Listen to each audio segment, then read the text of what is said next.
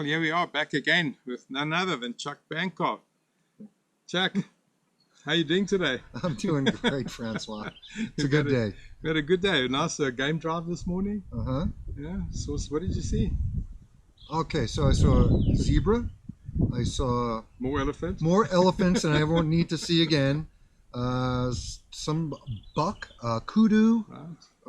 Caught a glimpse of one monkey, and I almost got a picture of a hedgehog. Is that what they call it? Warthog? A warthog. Warthog, yeah. That's right. Yeah. And the best one was the wild dog. Oh, yeah. Right, so the wild dog was really something that we hadn't seen for a while. Yes. I haven't seen one ever in this bush, so yeah, it's pretty good. They look pretty nasty. Yeah, well, they do, but they're predators and they work well as a team. So I think there's a good sales combination going on there. Yeah. What job and what type of business were you doing before WSI? Well, for 20 years, I worked for an aerospace company, but I had different positions. I actually started off as a repair and overhaul mechanic, became a technician. Then they started doing some of those newfangled things, quality circles, Six Sigma, all that stuff. So I got involved with that. Eventually, I became leader of learning and development for that particular facility, which was really good background for what I'm doing now because it's such a consultative type of position, a lot of facilitation, working with people up and down the corporate line there. And so that's what I was doing when eventually I left and started this business. So you told me you were in there for 20 years. Now I did 20. 20. I know when I looked at buying the franchise and investing in it, and certainly from South Africa, it was a big decision for me, and I was trying to find other people that could just help me figure it out, and eventually a few people influenced me into, sort of giving me guidance and telling me why I should be looking at doing my own business, certainly, after coming from corporate. Now, who was your biggest influencer when you were, looking at buying this business?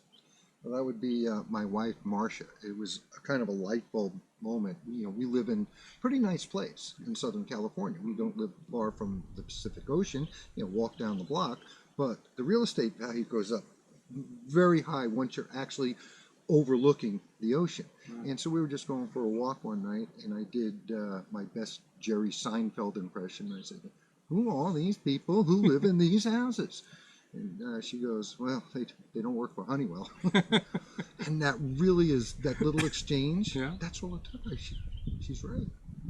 I can be comfortable working, but I'm never going to be wealthy. I'm never going to be free to do the things I want to do. And that was really the catalyst right there. Right, so it's just a comment. It wasn't even someone deciding about, you're going to put this money in, what are you going to get out of it? I had a different story. No, I know I wanted to do something. That's all. I'm going, you know what? It's time. I'm not getting younger. Yeah, very good. I mean, I look like I'm getting younger. Yeah, we all look like we're getting younger. I got you and they didn't recognize me. So tell me, 20 years, I know when I started and what I'm doing now, but your work week, many of us have a different model. And so describe your typical work week. Yeah. Well, there's, for me, I'm very comfortable with a gray area. I'm working, I'm not working. Yeah. Even when I'm home, I might be checking emails and doing things and that sort of thing. But, if you look at it from when I wake up in the morning, simply get a cup of coffee, check my emails. Pretty sure that's pretty standard fare for most people. Right. And kind of go over my calendar and my tasks, that sort of stuff. And then I actually come into the office kind of late, leave the house. I usually get in around 10. I'm doing business related activity from 7:30, but I mosey in about 10. The staff's already there. Then I'll go over some of my notes and prepare for what we call our daily huddle. Right, which is like the entire team goes into the conference room and we'll talk about clients, what we're doing, specific things. We have certain initiatives that we're working on, and people have what's called their rocks or quarterly goals and stuff like that. And any announcements I have that I want to make. And after that, it's kind of ad hoc.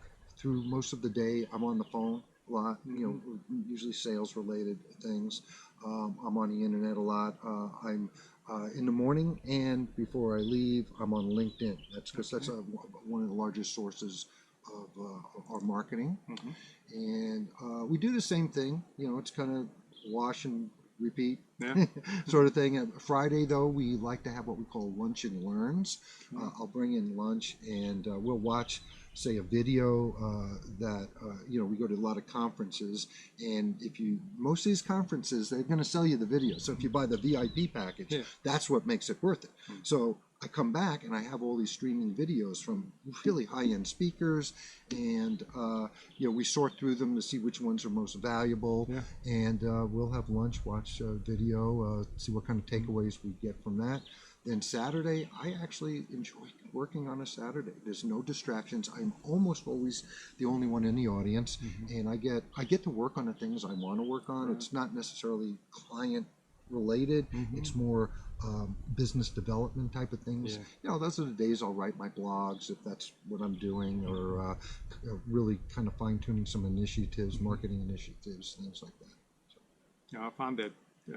I do take half of Sunday off there. That's good. I just found it in this industry, the learning never stops. So if you don't take time off to catch up, and as you say, we have access to all these videos. I mean, there's a lot of conferences around, and of course all the resources that we have.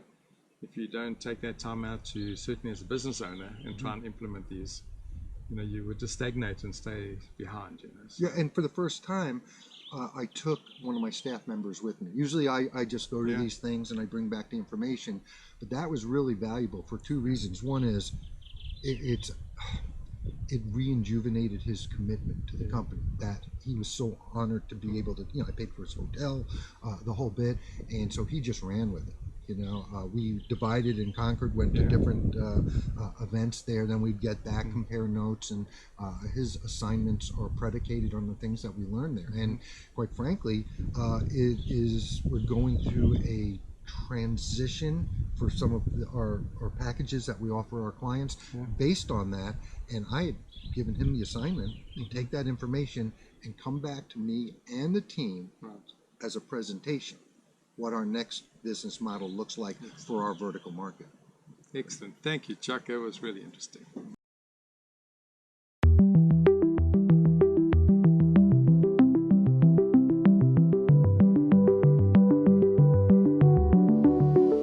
Well, good day, everybody. It's a really exciting time for me today because I'm